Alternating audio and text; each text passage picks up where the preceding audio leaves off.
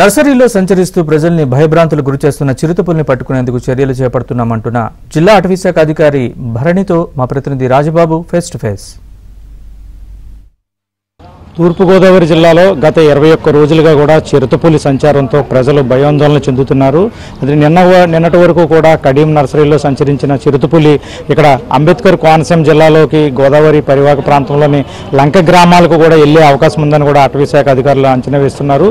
ఈ నేపథ్యంలో ప్రస్తుతం తూర్పుగోదావరి జిల్లాతో పాటు అంబేద్కర్ కోనసీమ జిల్లాలో కూడా చిరుతపులి సంచారంతో ప్రజలు భయాందోళన చెందుతున్నారు. దీనికి సంబంధించి ఇప్పటికే అటవీ శాఖ అధికారులు కూడా చిరుతపులిని సురక్షితంగా పట్టుకోవడం తో పాటు ప్రజలకు ఎటువంటి ప్రాణ నష్టం లేకుండా ప్రజలకు ఎటువంటి ఇబ్బంది లేకుండా కూడా అటవీ శాఖ అధికారులు విశ్వ ప్రయత్నాలు చేస్తున్నారు. ఈ అంశంపై మనతో మాట్లాడేందుకు జిల్లా అటవీ శాఖ అధికారి భరణి ఉన్నారు. ఆమెతో మాట్లాడదాం. చెప్పండి మేడం, గత 21 రోజులుగా కూడా తూర్పుగోదావరి జిల్లాలో చిరుతపులి సంచరిస్తుంది, ప్రజలు భయాందోళన చెందుతున్నారు. ఇప్పుడు అంబేద్కర్ కోనసీమ జిల్లాలకు కూడా వెళ్లే అవకాశం ఉందని మీరు అంచనా వేస్తున్నారు. ఏ విధంగా దీన్ని పట్టుకోవాలంటారు? ఇప్పుడు మనకి అడవి కన్నా ఇప్పుడు కడియం ఏరియా నర్సరీ ఏరియాస్లో క్యానపీ కవర్ తక్కువ ఉన్నాయి కాబట్టి మనకు ఇంకా కొద్దిగా పాసిబిలిటీ ఆఫ్ డ్రోన్ ఇన్ఫర్మేషన్ అనేది ఉంది. సో ఈ రోజు నుంచి డ్రోన్ కూడా మనం వాడి దాని ఇన్ఫర్మేషన్ గ్యాదర్ చేయడానికి ప్రయత్నం చేస్తున్నాము. అండ్ నెక్స్ట్ థింగ్ ఇస్ ఇక్కడ నర్సరీ ఏరియా చాలా పెద్ద, మొత్తం ఊరు నర్సరీ కాబట్టి వాళ్ళ అసోసియేషన్తో మీటింగ్ పెట్టుకుని కంప్లీట్గా వాళ్ళ సపోర్ట్ కూడా, వాళ్ళకున్న సీసీటీవీ కెమెరాస్, వాళ్ళకున్న మ్యాన్ పవర్, మనకు ఇన్ఫర్మేషన్ గ్యాదర్ చేయడానికి కూడా ఎలా సపోర్ట్ చేయాలి అనేది యూస్ చేస్తున్నాము. నెక్స్ట్ థింగ్, వాళ్ళకి మనం ఫస్ట్ అవేర్నెస్ అనేది ఇచ్చాము. వాళ్ళకి రెగ్యులర్ యాక్టివిటీ నర్సరీ అనేది.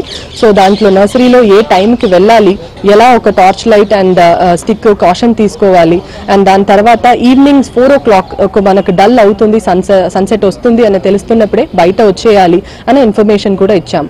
నర్సరీలో వాళ్ళు వర్క్ మొదలు పెడుతున్న ముందు ఒక్కసారి మొత్తం నర్సరీ తిరిగి దాన్ని first clear of any animal foot print అనేది వాళ్ళు కంపేర్ చేసుకుని దెన్ వాళ్ళు వర్క్ అనేది మొదలు పెట్టాలి. అది కాకుండా డైరెక్ట్గా వెళ్ళి ఒక స్క్వాట్ చేసి వర్క్ చేయడం అనేది చెయ్యొద్దు అనేది కూడా వాళ్ళకి ఇన్ఫార్మ్ చేయడం జరిగింది.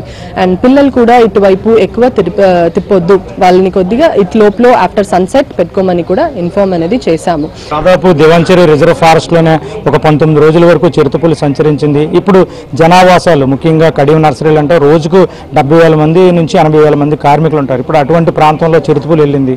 దాన్ని ప్రజల నుంచి ఎటువంటి ఇబ్బంది లేకుండా ఏ విధంగా పట్టుకో.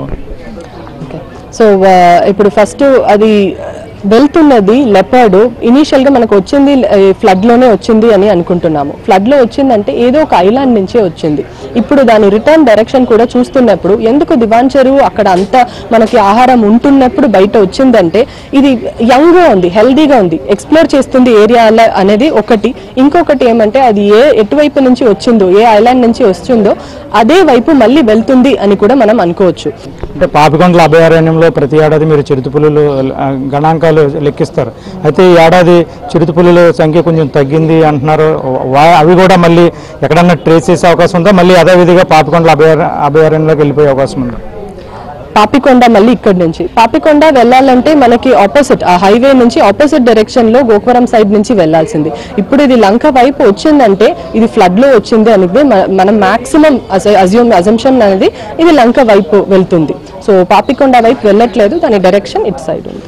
ప్రస్తుతం గోదావరి పరివాహక ప్రాంతాల్లో ఉన్న లంక గ్రామాలకు ప్రయాణిస్తుంది. అక్కడి నుంచి తిరిగి మళ్ళీ అటవీ ప్రాంతంలోకి వెళ్లే అవకాశం ఉందని కూడా అటవీ శాఖ అధికారులు అంచనా వేస్తున్నారు. ఏదైనప్పటికీ గత 22 రోజులుగా కూడా చిరుతపులి తూర్పుగోదావరి జిల్లాను భయాందోళనకు గురి చేసింది. ఇప్పుడు అంబేద్కర్ కోనసీమ జిల్లా వైపు కదులుతుందనే అటవీ శాఖల అంచనాతో అంబేద్కర్ కోనసీమ జిల్లా వాసులు కూడా ఆందోళన చెందుతున్నారు. ఇది చిరుతపులి సంచారానికి సంబంధించిన పరిస్థితి. వీడియో జర్నలిస్ట్ సతీష్తో రాజుబాబు, ఏబిఎన్ ఆంధ్రజ్యోతి, రాజమండ్రి.